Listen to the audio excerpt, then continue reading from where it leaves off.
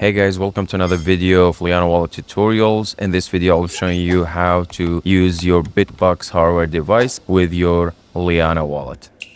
Once you have your Liana Wallet open and you want to create a new wallet, you just click on set. It says plug in a hardware device. I will plug in my BitBox. It will show me the firmware hash. After that, you enter the passwords. For convenience, I put the passwords for this test device as 4A's, and then I can do this, and that's it. The BitBox is unlocked now. You can see BitBox prompted here, and if you click on it and apply, now it is set up in your Liana Wallet as one of your keys. The next step is to show you how to register the descriptor on the hardware device. Once you're on the descriptor menu, it will show you BitBox. You can select that, and once you select it, it will show the policy and everything on the device. It will show you the name of wallet, the policy, the keys.